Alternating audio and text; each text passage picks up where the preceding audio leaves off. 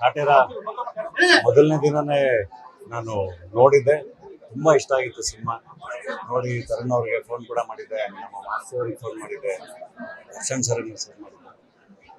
And ಮತ್ತೆ ಬಂದಿದ್ದು ಕೂಡ ತುಂಬಾ ಖುಷಿಯಾಗಿ ಸಿನಿಮಾನ ಎಂಜಾಯ್ ಮಾಡಿದ್ದೀವಿ. ಅಂಡ್ ಅದ್ರ ಬಗ್ಗೆ ಮಾತಾಡ್ಲೇಬೇಕಿತ್ತು.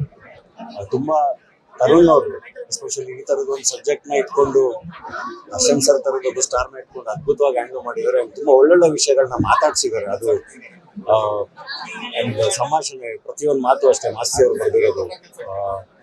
ಅಂದ್ರೆ ಮನುಷ್ಯನ ಒಳ ಹೊಕ್ಕು, ಮನುಷ್ಯನ ಸೈಕಾಲಜಿ ಒಳ ಹೊಕ್ಕು ಹೇಳ್ಸಿರೋಂಗಿದೆ ಒಂದೊಂದು ಮಾತುಗಳು. ಸೊ ತಿಳ್ಕೊಳ್ಳೋದು ತುಂಬಾ ಇದೆ. ತುಂಬಾ ಅದ್ಭುತವಾದ ಎಕ್ಸ್ಪೀರಿಯನ್ಸ್. ಅದರಲ್ಲೂ 3 hours ಅಲ್ಲ, ಅದು ಸಿನಿಮಾ ಅಷ್ಟೊತ್ತಿದೆ ಅಂತಾನೂ ಗೊತ್ತಾಗಲ್ಲ, ಅಷ್ಟು ಅದ್ಭುತವಾಗಿದೆ. ಒಂದೊಂದು ಫೈಟ್ಸ್, ಒಂದೊಂದು ಮಾತು. ಕಾಟೇರ ಅದ್ಭುತವಾದ ಸಿನಿಮಾ. ಅದ್ರ ಬಗ್ಗೆ ನಾವೇನು ಹೇಳೋದ್ಮೇಲೆ ಎಲ್ಲ ಕಲಾವಿದರು ತುಂಬಾ ಅದ್ಭುತವಾಗಿ ಪರ್ಫಾರ್ಮ್ ಮಾಡಿದ್ದಾರೆ. ಶ್ರುತಿ ಮೇಡಮ್ ಎಲ್ಲರೂ.